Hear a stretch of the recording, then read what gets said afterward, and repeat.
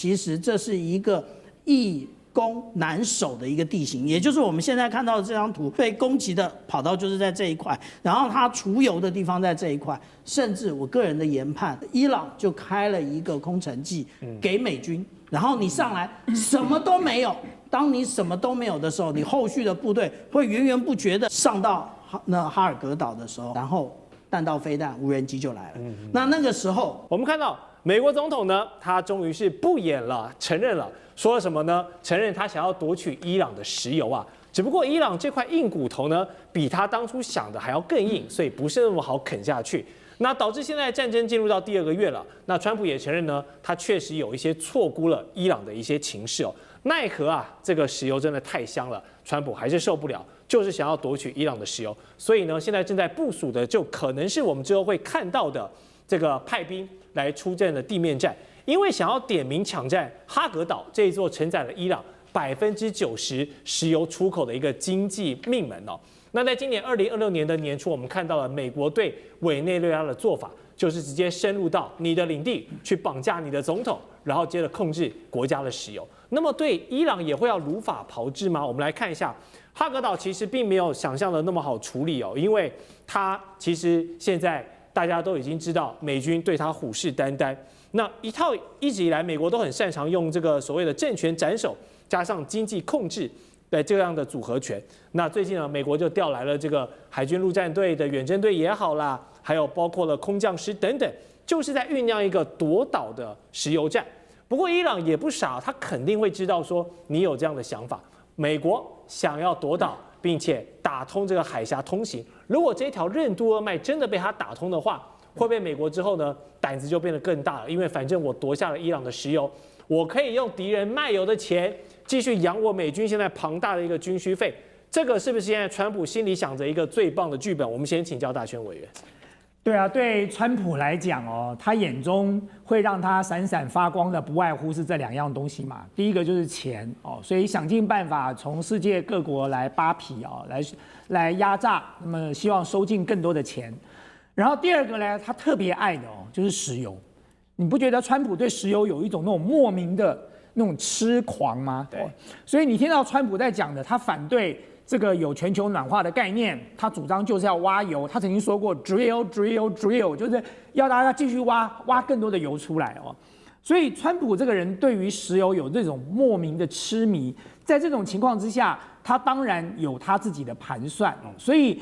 外界其实当时看到的就是这一场的这个伊朗战争，川普真正要拿的是什么？川普真正要拿的是石油。他从委内瑞拉那边拿到了委内瑞拉的石油。接下来，他如果再掌控了伊朗的石油，然后呢，他下一步如果再裂解中国大陆跟俄罗斯的关系，切断了这个中俄之间的这个石油的往来，那么他就彻底的孤立了中国。对川普来讲，他这盘大棋真正最后的目标是中国，只是他现在采取远交近攻的政策，他在现阶段没有办法打倒中国，所以他用了各种办法让中国大陆能够放松戒心，然后他一刀一刀的切掉来自于中国大陆的外援哦。但是这样的盘算是不是能够做得到？我是高度的存疑啊。那么因为大家现在都在讲哈格岛，这哈格岛不是这么容易拿下来的，就拿下哈格岛就拿下伊朗的石油吗？这是第一个问题。当然不是啊，哈格岛是一个主要的石油的出口的港口，没错。它不是在那个岛上产了全伊朗的石油，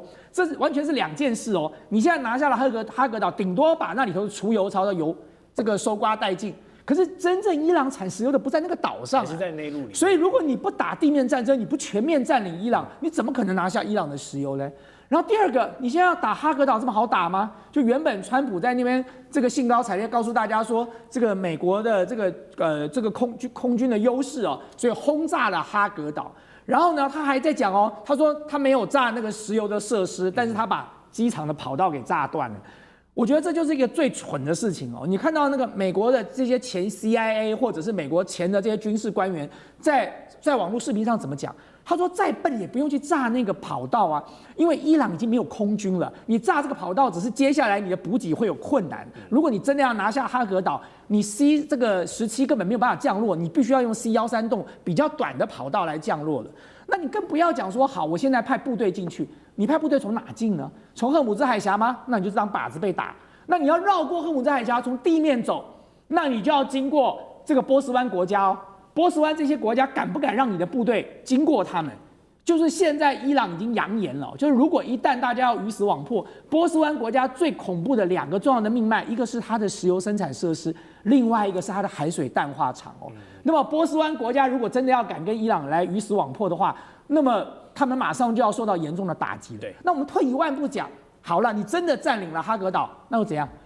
你没有荷姆兹海峡，你占了哈格岛，你能出得来吗？你占了哈格岛，这个哈格岛离伊朗的本土是非常近的，所以你占了哈格岛，你的这些部队就像现在伊朗的这些指挥官讲的嘛，我就要等着烈火把你吞噬掉，我就等着你当靶子进入哈格岛来。所以我觉得，这个川普当然有很多他天真浪漫的想法哦，但是如果真的要付诸实现哦，恐怕并没有那么简单了。是。好，大仙委员刚刚帮我们分析了，确实哦，哈格岛虽然上面是这个石油出口，有非常多掌握伊朗经济命脉，但是刚刚的分析指出哦，美国拿下哈格岛呢，后续还有非常多，不管是防守也好，打通海峡也好，真的还有很多的难关要做。那伊朗当然也知道这件事情，面对现在来者不善的美军拦止哈格岛的这个意图愈发的浓烈。伊朗的武装部队也表示呢，波斯湾的鲨鱼啊正在等待美军哦。这句话听起来非常的冷酷，但背后的军事现实啊也是很残酷。因为五角大厦很头痛啊，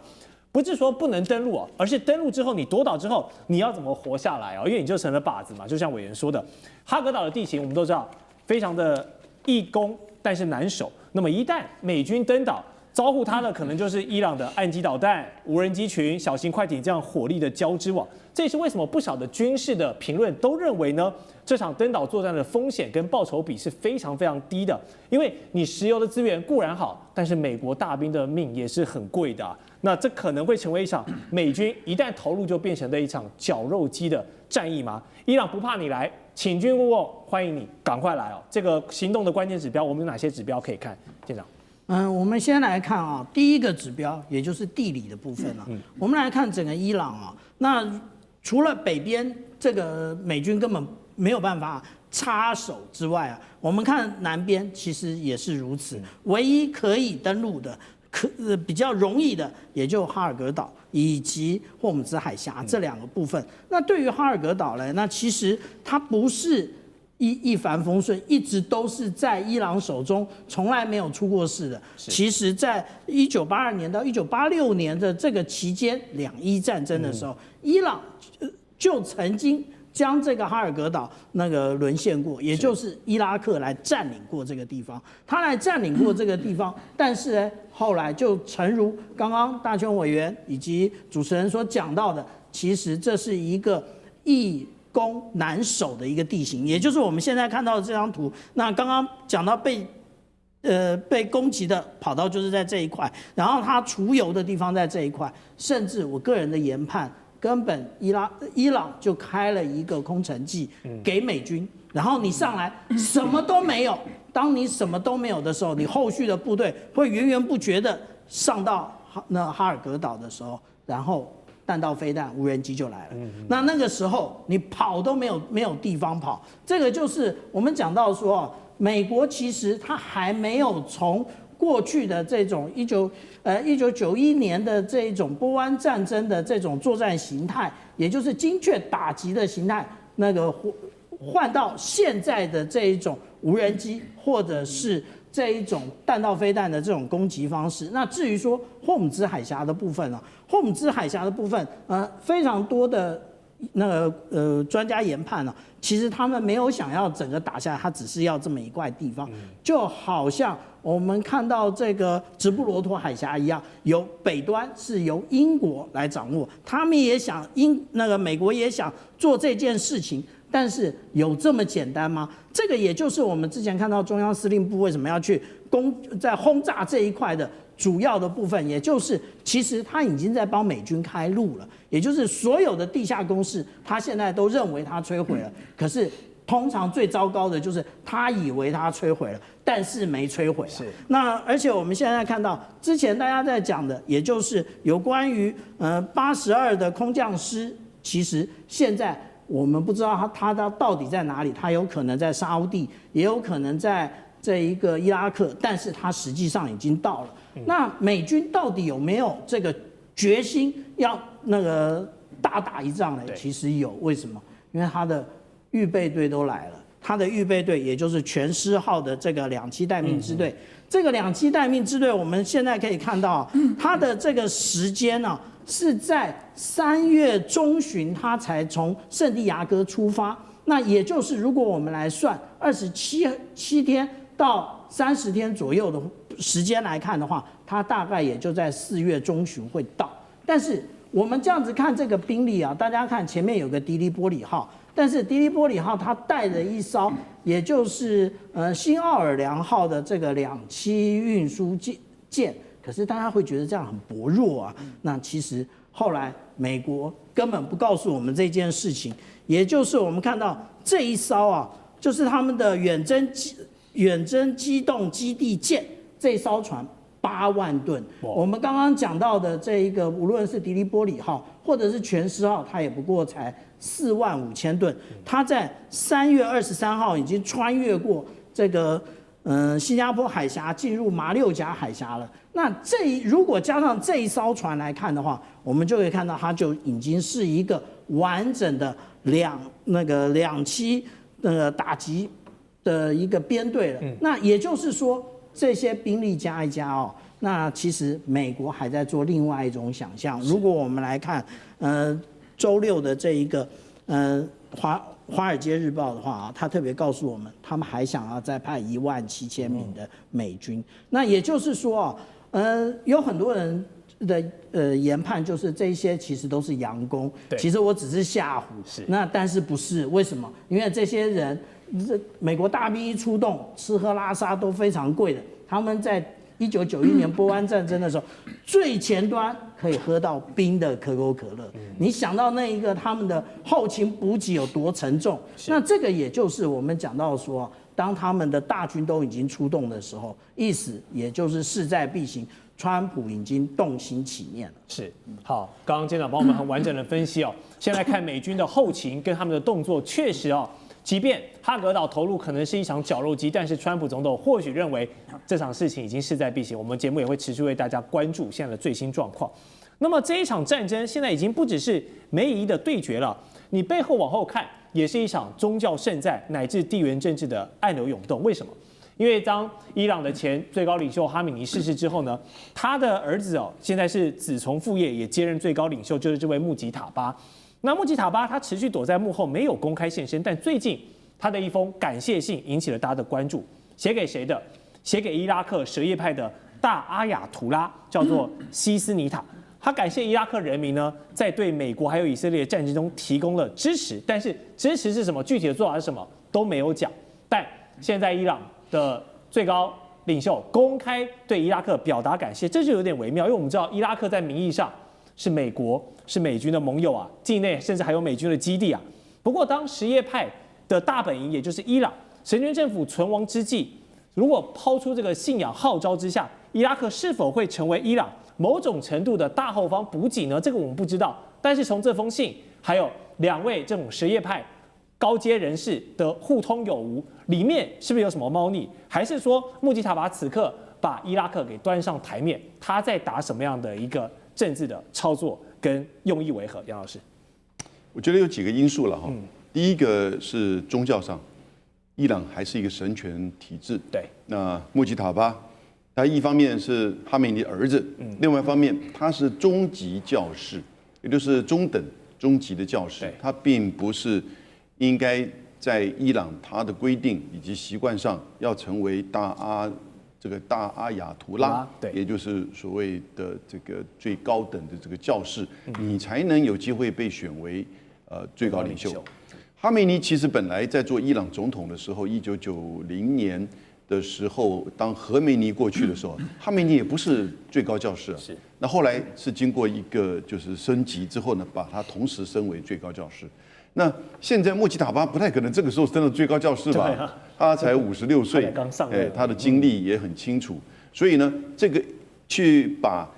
就是在伊拉克的这一位什叶派的最重要的最高教士，这个西斯塔尼哈，等于是感谢他，因为他等于是认可他、支持他。我觉得这个是在内部统治合法性上哈一个很重要的基础。那这也显示一个什么问题呢？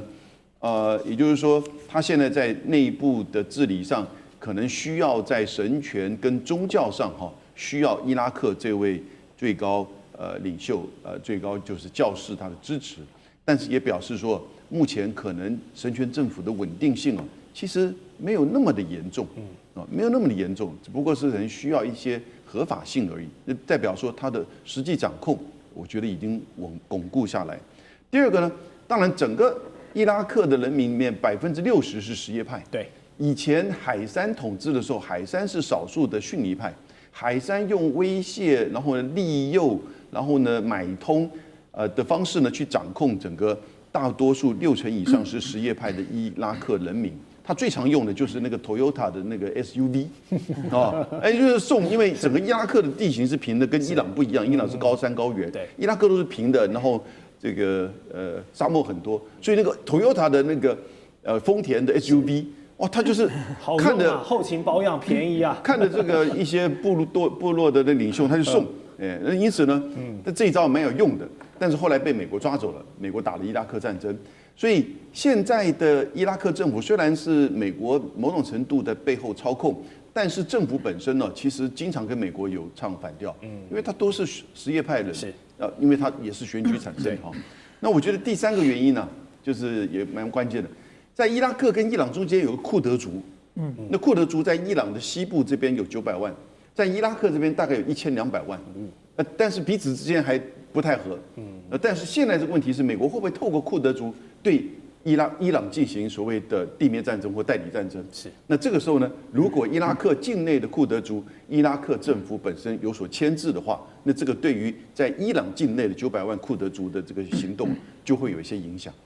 了解哈，所以这个虽然库德族在一开始也表态这个老美的战争我们不要去执行，但是现在如果有宗教这些大佬们来出话的话，这两边边界的这些库德族会不会成为之后地面战的一些变数我们也有待持续观察。全球的重点持续放在了中东现在的情势。美国总统川普呢，他现在是释出了更多的和谈资讯，然而现在有一个地方的情势反而是变得越来越紧张了，因为呢这一座小岛之后的态势可能要全面升级。它是哪个岛？我们马上来告诉你，它就是伊朗的能源命脉哈格岛。现在美军在做什么事情呢？开始往中东集结更多的兵力，就是可能要对哈格岛下手了。我们来看看媒体《金融时报》给出的一些想法。他们认为美军的作战构想呢，就是用一些低空突袭并且快速占领的方式呢，搭载像是直升机啦、旋翼机啦这些可以低空渗透的，然后马上让这些特种部队呢空降下来，来开始展开它的夺岛作战。那这个岛为什么要去夺它？它有什么重要的地方？因为它可是重要的。伊朗有90%的原油出口呢，都是来自于这座岛，可以说是美军对它下手，就是直接掐住了伊朗的整个经济命脉，那迫使伊朗要这个只能认输。好，所以我们看到这个非常大的场面，有没有点像我们打这个电子游戏什么 Call of Duty 这样，这个拿着步枪要突袭一个岛的感觉？但是呢，打游戏很简单失败可以重来，但是真枪实弹这样的军事行动是没有失败的空间的，大家都是孤注一掷来执行这个任务。好，我们就要先请厉将军来帮我们从这个军事的面向来彻底的分析，帮大家兵推这个哈格岛现在攻方的美国还有守方的伊朗，他们各具占有的优劣是什么？好，我们首先来看一下哈格岛的地形，跟各位观众做个介绍这首先我们看一下哈格岛的位置是在这个地方，小小一个岛大概只有20平方公里这一个小岛。但是如果说你要通过哈格岛，很明显的2栖舰队势必要通过荷姆兹海峡。那我们看一下地形，荷姆兹海峡大概这边就伊朗来讲的话，几乎都是海拔到1到3000公尺的高山。那这种地形很适合这个伊朗的地面部队在这边做伏击阵地他在这边如果说是部署了对舰的导弹或者是无人机，可以对美军来讲包括现在可能全斯号或者是迪利波里号的2栖船团来实施攻击但是大家不要忽略了，美军还有2个基地在这附近，一个是这个位于卡达的乌代尔空军基地，是在中东最大基地，还有一个是巴林是什么？是美军这个第5舰队指挥部的位置。另外来讲的话，这科威特这北边这边伊拉克也有美军的空军基地在这边。在这种状况之下，这个美军哈，我认为他的空降部队哈会从北边这边哦，直接82空降师会从这边进来哈，夺取哈格岛，在那边实施空降作战。然后地面部队来讲的话，从巴林的舰队还有乌代尔空军基地哈，可以这个在他遂行空降或者登陆的时候，从巴林还有这个卡达空军基地可以来实施这个空中的支援，包括到密接支援或者是主角作战或者是制海作战哈。可以从这边出发，避免可以经过这个荷姆斯海峡。可是有一点一定美军非要做的，就是他的2栖舰队一定要从这边通过。他2栖舰队说周边我们看到整个波斯湾周边都是陆地嘛，那你这个2栖舰队势必要从这边通过啊。那这是第一个，我们周边地形介绍。第二个，我们看一下哈格岛本身的地形。那如果说是美军在这边实施2栖登陆或者是空降作战，我们看哈格岛这边很明显的冲到图我们都看出来，这个是这个油库的位置，这个油桶的位置，它势必要在这边这个避开这个地方，不管是美伊双方炮火，避免误击这个地方，造成不可收拾的后果哈。然后在哈格岛的这种西边这边有一个机场，那这个美军一定要先夺取机场，有夺取机场以后，才可以有利他82空降师这个用C-17运输机或者是空降这个低空的跳伞方式，在这边夺取机场，还有它后续的物资的运补，可以用飞机很快速的可以运补下来。另外还有一个美军势必要夺取的就是这个港口。大家注意到这个码头，因为你重装备包括你坦克车、战车甚至大型的火炮，你用运输机来讲，运量还是有限，势必要用船来运输。所以第一个，它一定要夺取这个港口。大家看到这个港口很远，这是它装油的这个码头。这个装油码头，因为它要装的是30万吨级以上油轮，所以说它特别向外面突出去，吃水才够深。那同样的道理，如果美军可以利用这个港口，它大型的船舰就可以在这边登陆以后，然后可以这边利用这条道路来对这已经登陆的部队做后续的持续运补。当然，它周边还有一些小码头这个小港口、小码头。那我认为说是作战的重点一定是在这个地块，还是在北边啦。一定在这个，他一定要夺取机场，或先夺取这个小码头，才有利于他后续的运补。他这个小码头夺取以后，从巴林的这个运输就可以利用这2个码头来实施运输，也可以确保这一线的建立，利用这一线建立他所谓的滩头阵地线那整个作战的程序，我们先讲美军的作战程序美军作战程序，第一个一定是对这个岛上面的所有军事设施来一次用火力洗地。我们讲说的叫做密接支援，那登陆的时候做密接支援。那美军可以用什么样的武器先行做这个工作？它可以有现在所谓的 A10这个雷霆式攻击机，那戏称叫做油猪式了。油猪。它这个除了说是它可以带各型的对地攻击的导弹做精准的打击之外，它另外机头这个地方有一挺30机炮，这机炮每分钟可以打到3000发，是非常强而有力的。那最大的特色，你看它2个发动机是装在后面上面，它这个底部来讲的话，因为它本来就是对地攻击机，它就有预防到，等于说一辆会飞的坦克，所以底下那个厚的钢板，你用一般的机枪是打不穿它的，所以它的防护力是很强的。我认为它一定会用油猪式这个战斗机，从我刚刚讲的卡达尔空军基地起飞这个来这个地方做这个掩护、密接支援，还有先期的火力攻击。那第2款它可以用的是阿帕奇直升机阿帕奇直升机也是一样，这个它底面的钢板也是很厚的，可以防止轻兵器对它的射击。那飞行员是在上面，它这上面有一挺机炮。那这个机炮的强在什么地方？这个射手他眼睛看到哪里，那机炮就瞄到哪里，是非常的精准。那在第1次波湾战争的时候，他带着导弹对战车的攻击，战力比是1:16，不0:16，他一架直升机就可以打掉16架的这种坦克车因为它有可以携带16枚的地狱火导弹。除了这个以外，它可以带火箭炮，所以火力是非常猛的。这是美军制空作战。紧接着我们看，如果登陆初期的时候，它海军陆战队可以用 AAV7这种2栖登陆车，从这个迪里波迪号或者是全斯号这2栖攻击舰上面带着陆战队官兵直接抢滩登陆然后再来我们看一下，它这个迪里波迪号上面还有的语音式的直升机。所以它不见得是要用跳伞它用语音式直升机就可以将人员来讲，这一架直升机大概就可以带70-80名的这种陆战队的官兵，直接用机降作战，很精准的着陆到他所望的地区来实施精准作战。那我们看一下哈，伊朗有什么反击力量？伊朗当然它的地面力道是比较强的，它第一个它的优势，这个哈格岛距离伊朗的本土大概只有25公里，也就是它的无人机是100%可以攻击到这个地方哈。第二个来讲的话，我今天特别去找了一张照片哈，给各位看一下。这个是伊朗的监测型武器哈，叫做沙哈克 H3型的监测，它类似刺针飞弹，但是大家有没有注意到，它很小一根，对，它不大，所以它的杀伤效果不大。那你如果说对 A10攻击机的话，其实我觉得效果不大，可是可以将它击伤，这个应该是击伤没问题，可是你要将它击落，可能不是那么容易。今天有一则最新的新闻。就美军有一架 F-18战机哈，说是就是被这种刺针飞弹打到的哈，到底有没有击落？美军现在是说否认了，对，但是我认为说是可能没有击落，但是有击伤。了解，因为 F-18它本来舰载型直升机，它的这种防护力、安全防护也是很好，设计很好。但而且第二个，再加上你看这个这么小一个的刺针飞弹，它的弹头杀伤效果有限。你看弹头就这么大一颗哈。弹头这么大一颗，大概爆炸威力大概我想了不起一颗迫击炮那种爆炸威力，对战机来讲可能不构成这个击落，可是造成损伤是会的啊。听说就是这款飞机来作战，所以我认为说是如果说是双方这场战斗来讲的话，可能这个伊朗会不会采取的可能我认为是。类似关门打狗的战术，我让你的这个低力玻璃号进来之后，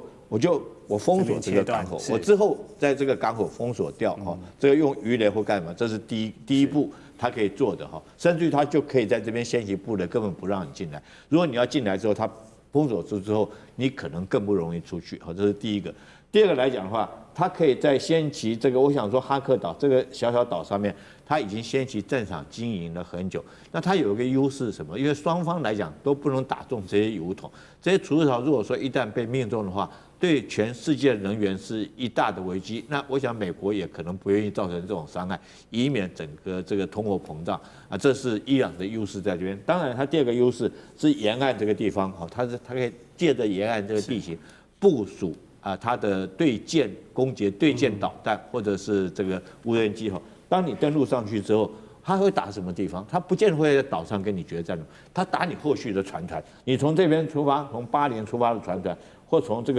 边出发的船团，它从这边对你攻击。你要知道，登陆作战一旦后续的船团没办法持续做后勤补给支援，那你可能在那边。战的时间就不久，就像越战的时候，德浪谷之役，美军的空降部队下去以后，机降部队下去之后，一个营下去，但是被北越的军队包围，它后续来讲没有办法持续的运补，因为每天消耗的弹药量或者伤患的厚重是很重的，在这种状况下，那时候美军就这个后续来讲，他必须这个认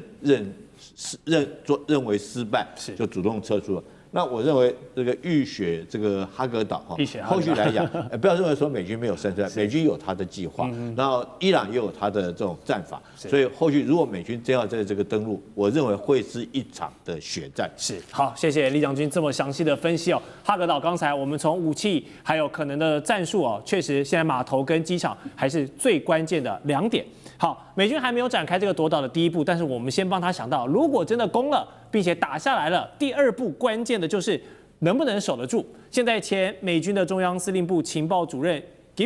布森他就强调，一旦登岛成功的话呢，美军的立场就是转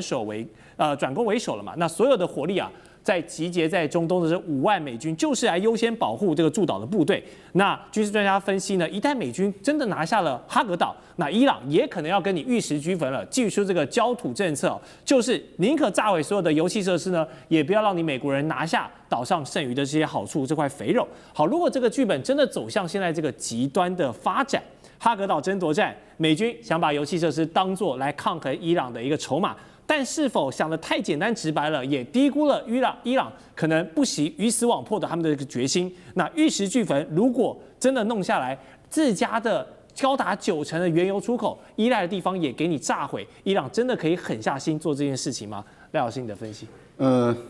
您不觉得这一个整个逻辑都不通吗？就是说目前所放出来的讯息逻辑是相互矛盾的。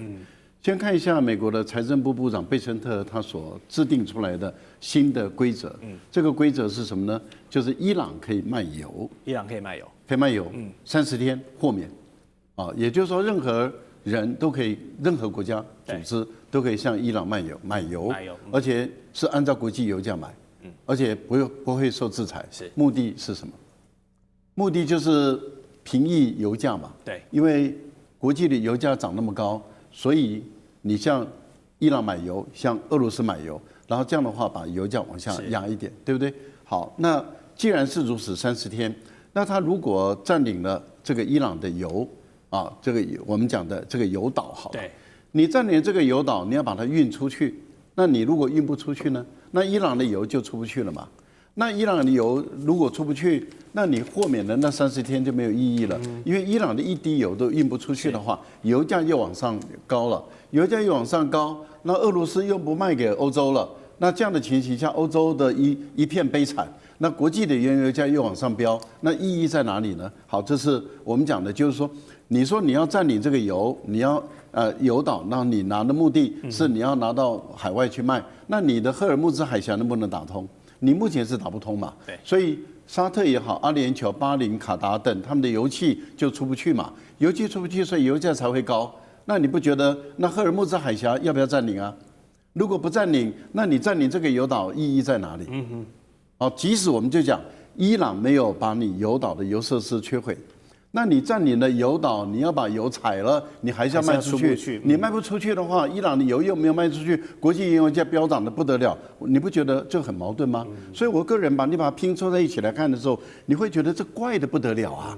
啊！难道就是这个岛吗？好，我们再问一个问题，就是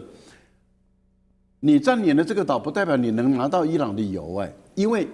并不是从这个岛底下去产油这个岛只是一个初加工。也就是说，伊朗在它的本土内把油采出来了以后，把那油送到这个地方来，这个地方以后进行加工以后，然后就上船，从这个地方运出去的，所以它是一个加工的设施。那也就是说，你夺了这个岛，不代表你就拿了伊朗的油，伊朗可以把油管关掉。关掉以后，它从另外一个管线，因为伊朗已经早就在预备另外一个管线了，所以从另外一个管线把油装进去以后送出去，然后把你困在这个地方。那请问一下，我把这个设施不要了，我专门来打你，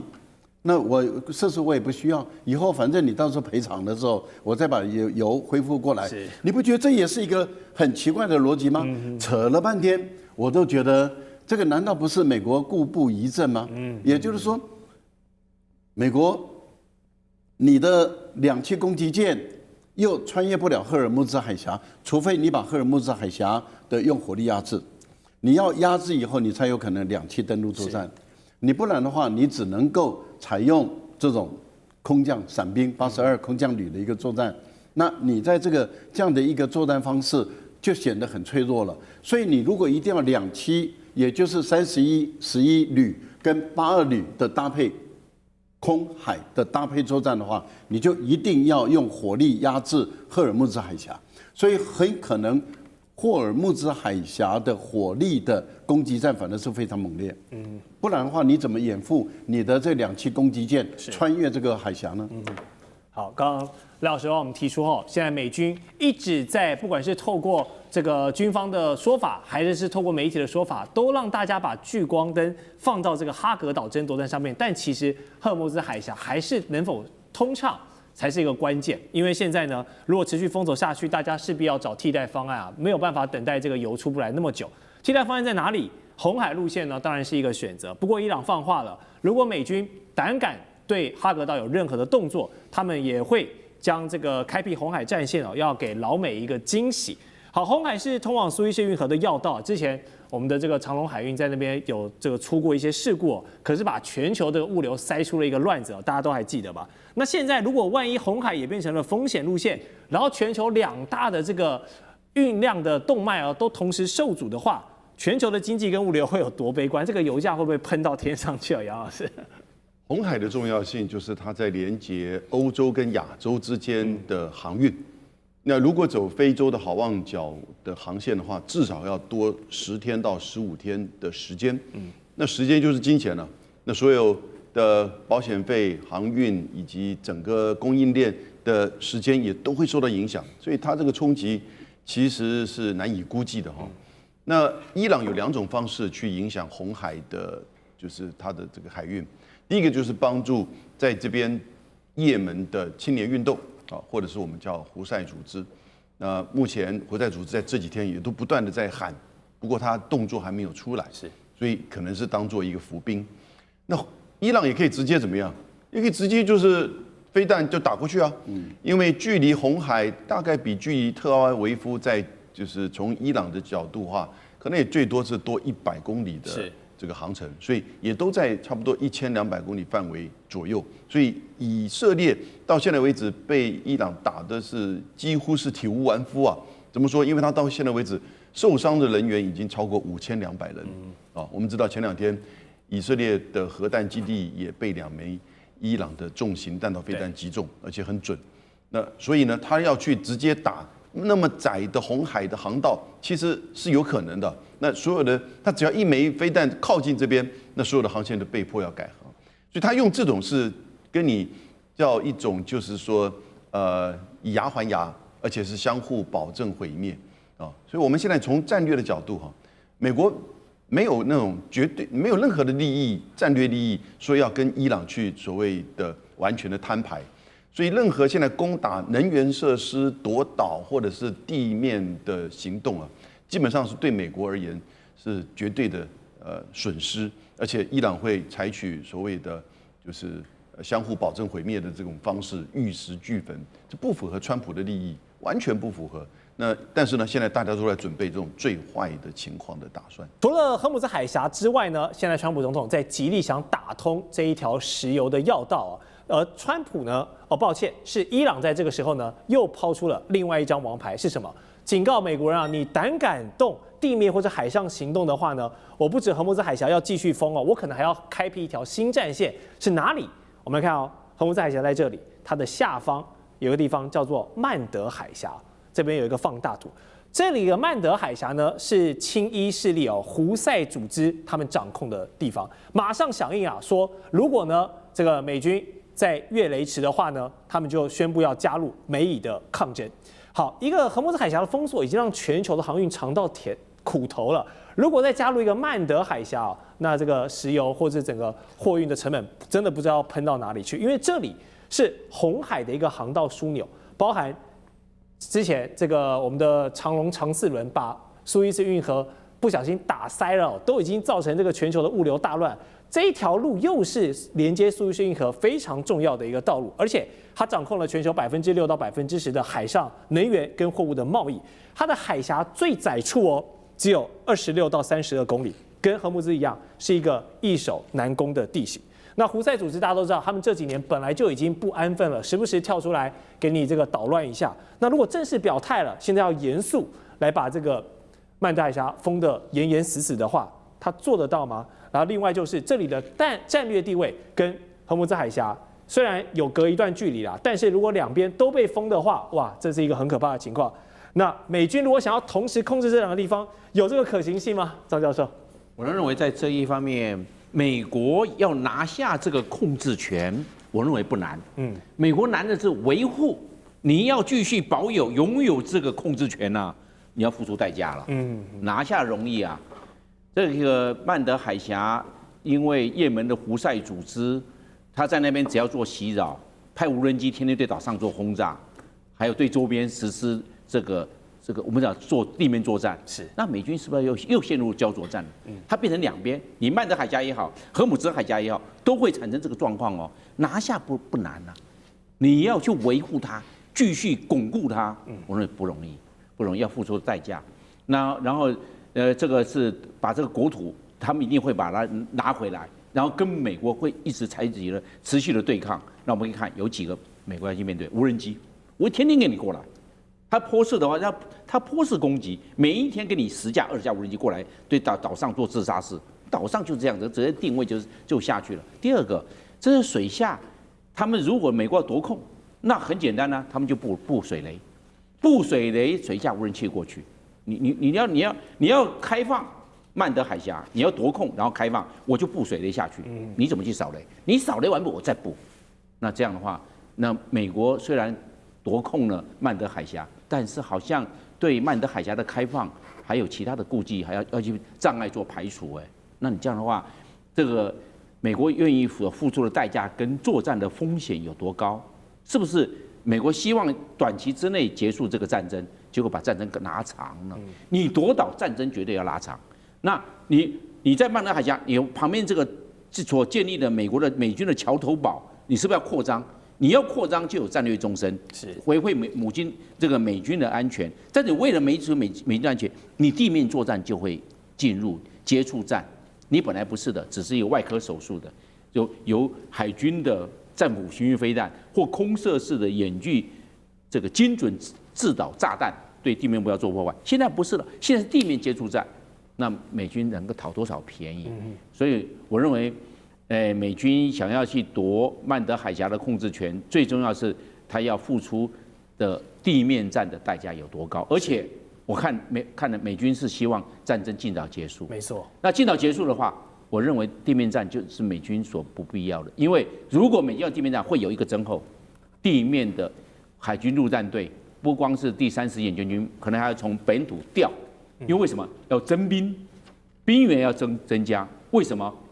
因为前面所有消耗了，后面要补上去。结果他现在并没有这个前面是不消耗了，但后面的后续的梯队还没有上来，还没有做补充呢。那又变成梯次变成我们讲逐次投入，逐次投入对大军作战是不利的。你要部署到位，你才能够发挥强大的地面战的威力。结果又没有，所以我认为这个。川普一直在想有限的战争，有限的战争是没有办法奏效的，这是他的一个这个过度于自信，认为有限战争就会让伊朗屈服，有限战争也会让也门的胡塞组织做屈服。我那并没那么容易哦，不要做战略误判哦。我认为应该交给那个五角大厦的参谋联席会议的主席，由他们军人去做评估，愿意多少代价，因为讲到火力够不够。兵力足不足？我认为这个是重要的，不要一陷入就又陷入泥淖，这个进入泥潭，想要抽身并没那么容易。前面已经战略判断错误了，所以打那么久。现在我认为美军不宜再战略判断错误，否则付出的代价可能比前面的还要再高一些。了解。好，荷姆兹海峡也好，曼德海峡也好，都是靠着这个地形险要呢，让什叶派的这个势力得以以小来制大，跟美军抗衡到这么长的时间。如果真的把他们惹毛了，把全球的海运给瘫痪掉了，哇，后果不堪设想。美国原本想说来进行一个斩首行动，打一场漂亮仗，结果现在是越打越难看了。好，这两个地方其实看距离位置是隔了蛮长一段时间，蛮长一段距离的。那如果从战略的方向来看，这两个海峡的战略地位有什么样的不一样？将军？确实是如此哈。其实懂得全球战略的人都知道，这个全球有几个重要的海峡嘛，除了荷姆兹海峡、曼德海峡，包括马六甲海峡哈，这个直布罗陀海峡，对，甚至于包括我们台湾海峡，对，都列为一个重要海域，还有巴拿马运河也是一样，因为这等于全世界这个，当你走到海权世界来讲的话，海运的运输一定是数量是最庞大的，再加上现在由于对能源的需求又这个快速的提高状况之下，你目前看出来哈，你除了说是海运能够运这些这个油轮可以运这些油之外哈，大概用陆运来取代或管线运输来取代的运量来讲还是比较少。所以说只要你能够控制住全球这几个海峡来讲，当然就会对全世界经济贸易或者是航运造成很大的困扰跟影响。那我们看曼德海峡，它重要性它就是连接地中海跟这个印度洋之间哈，那但是我认为如果说是这个抵抗之湖了，我们讲抵抗之湖就是以伊朗为首的他们这些兄弟们嘛，小兄弟们，对，包括到伊拉克的民兵组织，包括到这个胡塞组织哈，甚至于北边的黎巴嫩真主党、哈马斯等等，对，都称之为等于说他们称之为抵抗之湖了。是那胡塞如果说要封锁曼德海峡，其实叫了很久，可是我认为他真的要封锁曼德海峡，并没有那么容易。当然，如果曼德海峡一旦被封锁，对航运的影响有多大呢？这个航运必须要绕过非洲南端的好望角，那第一个当然你的成本就会增加很多，第二个你时间会增加很多，这样将近多了3000到4000海里的航运来讲的话，你最起码多7到10天哈。那当然，如果说走这个 LNG 船，如果走好望角来讲的话，也会增加风险。什么增加风险呢？你知道赤道地区的温度跟好望角那边的温度就不一样。那 LNG 船运的是什么 ？LNG 船运的是气体。我们知道气体会热胀冷缩。LNG 船之所以说是全世界最难造的船，就是因为它你看那个球里面要这个抗这个气体能够容忍它的热胀冷缩的这个压力，是焊接是很重要的。那你绕这边路那么长当然对你的这种因为 LNG 船的风险就增加当然对你的航运成本也会提高很多。那当然对航商来讲的话，你船只的周转率，对货轮来讲周转率就会降低很多嘛。我本来一条船可以跑10个地方，我现在只能跑5个地方，影响就很大。但是我们现在回过头来看这个胡塞组织有没有能力封锁曼德海峡？当然，曼德海峡这个长很窄它甚至于这个海峡中间还有好几个小岛，包括什么七兄弟岛啦、毗邻岛啦这些岛在中间，所以船能够走的路线不多那合理来讲，应该是很容易封锁，但是我不认为这么容易封锁，因为到现在为止也没听过胡塞组织真的成功封锁过这个曼德海峡这个美军的航舰还有战舰还是经常在这边进行突突。为什么是这个样子？因为它对面那个地方叫吉布地。这个海峡的对面叫吉布地，吉布地是现在包括中国的海军也在这边护航嘛，那包括中国海军，包括全世界各国海军都在那边护航。再怎么样，这些军事强国如果在这边护航，关系他自己国家的货运安全的话，他绝对不会允许你胡塞组织封锁这条船。如果说你真的敢在这边封锁，我跟你讲，那会引起8国联军，大家一起打你。所以我想说，胡塞在这方面来讲，他一定要有所克制了。嘴巴讲可以，但真的去做的话，我觉得会引起全球很大一个反弹。了解，这也确实是全球的一个红线啊，动到谁的蛋糕呢？可能胡塞组织就会被大家结合起来教训。好，那川普这边原本23日宣布，他要下令暂缓攻击伊朗的发电厂跟能源设施，因为要进行谈判嘛，总是要有一些示好。但是到了之前呢，不意外，他又再度 tackle 了，在社群媒体发文说，因应伊朗政府的请求呢，他将这个暂停能源的设施摧毁行动再延后10天，要到4月6号了。而且说的很好听是哇，人家来求他的，结果马上就被伊朗以及这一次担任调停角色的巴基斯坦出来给打脸了。好，目前美伊双方对于停战的条件，不能说没有共识只能说是这个差距还甚远那川普延了又延的，最后通牒都是为了帮这场谈判来争取更多的时间。但是以现在来看，达成停战的这个天时地利人和有到吗？岳老师，我先解释一下为什么先缓5天又缓10天这个不是打脸的问题，主要的原因是因为他原来讲5天的时候，我要轰炸伊朗的发电厂跟能源设施的，伊朗的回应才是重点。伊朗说的话，你要轰炸我的话，我把整个中东地区的发电厂跟能源还有氮水净化厂全部干掉川普不敢干的，怕什么呢？怕市场动荡。这个市场动荡会影响到美国的市场这个其实基本上就是小型世界大战的了伊朗就疯了嘛，鱼死网破，同归于尽。那川普这样子搞法的话呢，这个事情就闹大了。所以说呢，他就是要tackle也好，不tackle也好，你放心好了，到了4月6号又会有想一个新的点子又不来了，因为这件事情对伊朗来讲，那个发电厂跟能源设施实在是太严重，而且人家发电是为了民生嘛。说句良心话，战争不祸延其他的这个一般的平民嘛，对老百姓何辜呢？但是呢，你刚刚问我说这个美伊达成停战的几率很高吗？非常低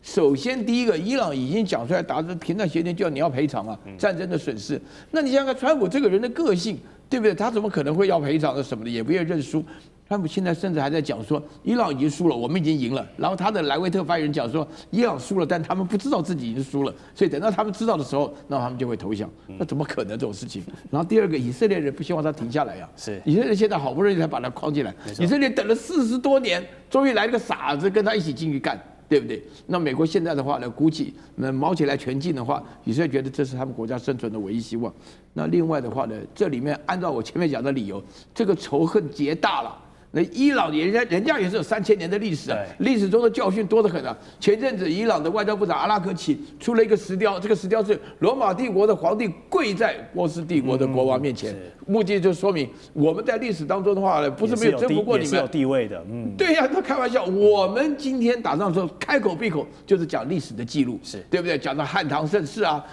虽远必诛啊，卫青霍去病什么的，都是拿出历史来讲。伊朗人的历史也很丰富啊，是的，他怎么可能轻易的说什么结束？停战是停战，你要赔偿吗？好，欢迎就大案现持续来分析中东现在的最新情势，我们要带你看懂背后的脉络。美国现在呢，动作是边谈边派兵，怎么说？他们调度了更多的军事力量，持续在往中东做集结。而伊朗方面呢，也不示弱哦，因为伊斯兰革命卫队哦，持续是对美以的单位发动了攻击。25号的时候呢，他们就把目标对准了美国的航母林肯号的身上。那美军证实确实有受到伊朗对林肯号发动的攻击，而且数量还不少哦，有101枚的飞弹。还好啊，这个林肯号的设施算是很先进啊，全部都成功被拦截了，所以是毫发无伤。但这个对于伊朗来说，它的战略目的已经达到了嘛，因为林肯号被攻击了，它势必就不会待在这边当活靶子，所以它也移动了。那么这个就逼退林肯号的目标达成。那么伊朗扬言呢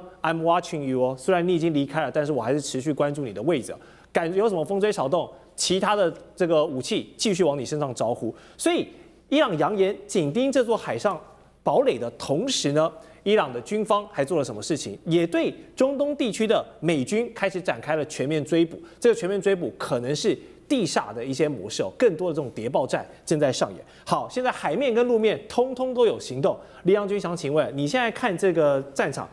我们现阶段走到一个哪个阶段性的步骤了？首先我认为说是，如果说伊斯兰的这种导弹要攻击到林肯号，可以说是几乎是不可能的，因为在林肯号绝对不是就孤零零的一艘航空母舰在这边它周边有很多的所谓的护卫的军舰，包括伯克级的驱逐舰等等在里面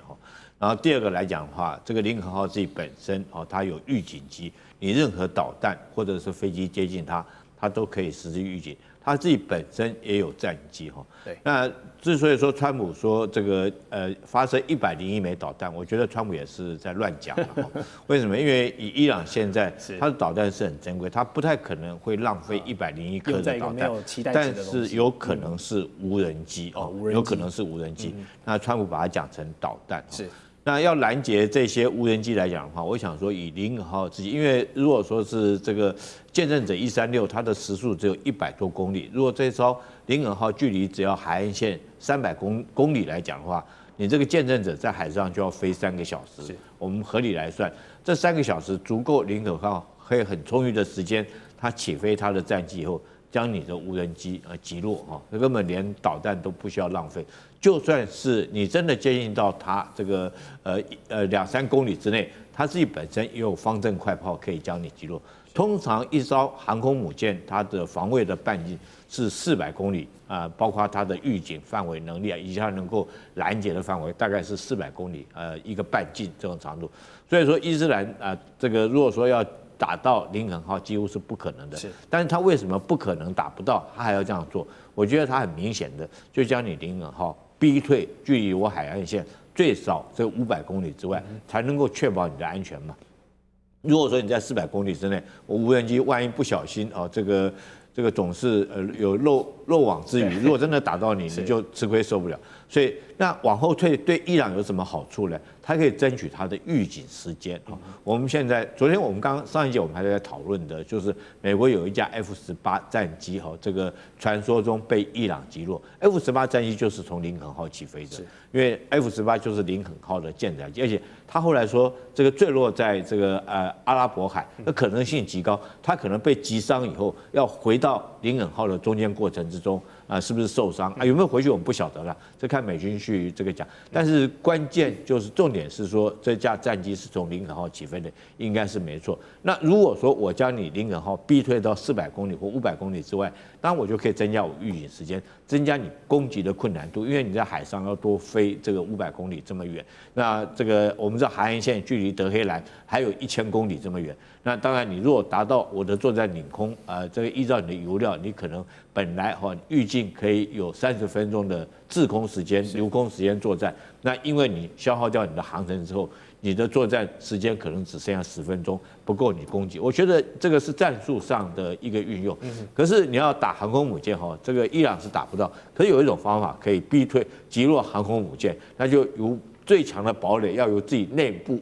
来做攻击。啊，福特号不就是被击落了吗？可是是不是这个伊朗发射导弹去打到福特号？不是，是福特号自己的官兵在里面放了一把火，把洗衣房烧掉。那我们现在看到福特号因为这把火就回到希腊去拯救去了。所以最强的这个堡垒要由内部攻破。这个福特号证明了这句话给我们看。了解。好，现在不止这个美军的林肯号被盯上了，伊朗也对另一个敌对势力呢持续发动打击，就是以色列继续对特拉维夫这个狂轰猛炸。那如果说这个三方战争有一个人在把敌人打死打残之前，他都不想结束的话呢，那就必须是以色列总理纳坦雅胡了。所以他之前就下令，往后的48小时要继续全力轰炸伊朗的军事设施，就是要抓住每一可能进行弹劾之前这个短暂的窗口，把握时间我能打多少算多少。而且呢，对黎巴嫩南部以色列也是大有动作，他们派遣了这个地面部队去占领但这个举动是让联合国都看不下去呼吁要尊重黎巴嫩的主权，好不好？那以色列呢？好，你要当这个一战再战的硬汉没有问题，但是总理大人作为这个国家领袖他不带头表率，自己的妻小呢先送去美国，好不好？先安全。好，这不就是标准的这个我征了很多人家的儿子上战场了，然后自己家的呢送去美国，这是把人家西北料，很标准的一个双标。所以这边有2个问题想请教来宾首先就是以色列这个毫无收手，持续加强轰炸伊朗，甚至扩大征兵到40万这个后备军人的举动，是在盘算如果美国要抽身了，不玩了，那我以色列也是要独自跟你伊朗，还有你背后这个什叶派的势力，我要继续跟你死磕到底吗？教授？我觉得可能不完全要朝这个角度来看因为我觉得以目前以色列所面临的处境，坦白说，对于内塔尼亚胡也好，对以色列也好，也不利。他已经被边缘化了。本来是美以联军就是联合对伊朗作战。可是您看，现在传出来的所有的美国要跟伊朗进行谈判的时候，没有以色列的份了，他被排除在外了。这叫做什么？被边缘化。那也就是说，现在对以色列来讲，他越来越没有安全感的问题是在于，如果美国跟伊朗他谈好了呢，那我以色列怎么办？那因为伊朗现在已经提出5个条件了。这5个条件里面有一个条件，赔偿坦白说好解决了，因为按照美国过去的案例来说的话，他赔偿可以叫日本人付钱，因为以往就是日本人就是付钱嘛，还有可以叫沙特阿拉伯、阿联酋等相关的国家付钱，美国人是不会付的，可是他叫可以相关国家来付，所以我觉得这个赔偿这个问题不大。可是它比较大的问题是在哪里？是因为伊朗这一次的要求是连敌对的国家都要全部都要停止战火。那敌对的国家就包括以色列对于黎巴嫩真主党南部，也就是黎巴嫩南部的攻击，以及包括对于也门胡塞组织或者是对于哈马斯的攻击这个可以广义解释。没错。但是更具体的来说，就是对真主党的攻击已经列入谈判的条件内。可是你看，跟以色列有关的谈判，以色列没办法参加。这个对于以色列来说的话，他已经没有安全感，而且很明显的，美国特朗普完全没有意愿，也没有意思要内塔尼亚胡来跟他来谈判。换言之，也就是说，这个如果真的是有谈判，目前来讲是没有谈判了，目前来讲就是传话而已。那川普也好，本人也好，或者是他的发言人，把传话上纲到说这就是谈判。坦白说，这个在严格谈判的定义上来讲是行不通的。谈判我们可以分为直接谈判跟间接谈判，可以。直接谈判就是我跟你直接谈嘛，那这就是我们2个在一个物理空间的相同的情境下，我们2个就直接进入谈判了。那间接谈判，也就是我们也可以在相同的物理空间，可是我们进行间接谈判。例如说，我跟这个副秘书长这个他假设他穿梭于我们两个之间的矛盾，那我有什么话跟他报告，跟他说，他来跟你说，然后你有什么话跟他说，他来跟我说，可是我们两个就是不谈。对。那这个也可以，这个也可以叫做谈判，这叫做间接的谈判，可以在同一个物理空间的情形下。那目前美国没有进行到这里，目前美国只是透过第三方做传话。是。好，那美国把它做成谈判，可是连传话以色列都被排除在外，他什么都不知道，所以我们把它称之为他已经被战争边缘化了。而且你看现在所有的新闻报道，没有人在乎以色列他打了伊朗什么。但是更多的报道是以色列被伊朗怎么打？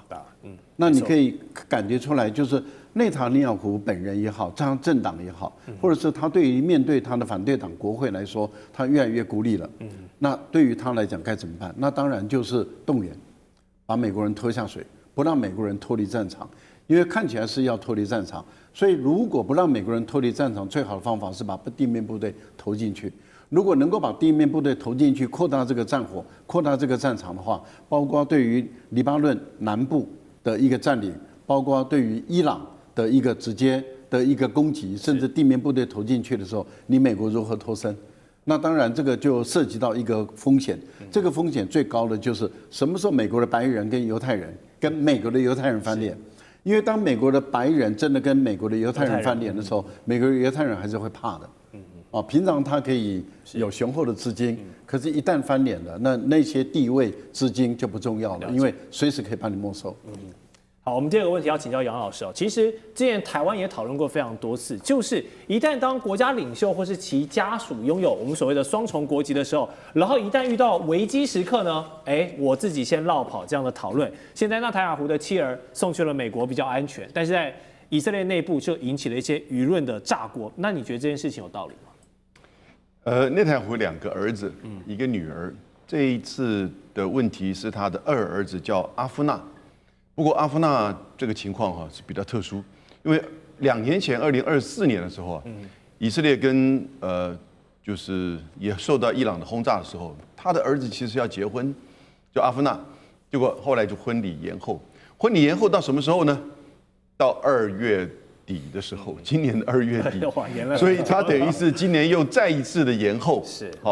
那当然他的结婚对象应该是美国人，所以整个婚礼延后的2次，他自己都觉得对不起他的儿子跟他的太太，所以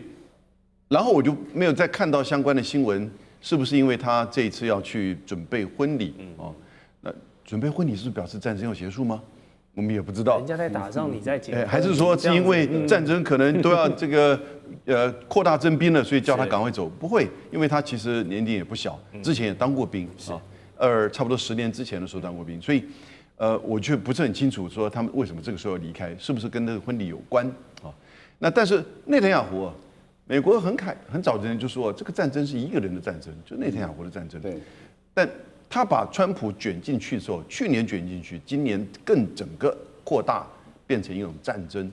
那可是呢，现在川普要去跟内塔尼亚胡切割，显然伊朗要去分化美国跟以色列，所以内塔尼亚胡这几天呢就扩大对于真主党跟伊朗的轰炸攻击，因为他怕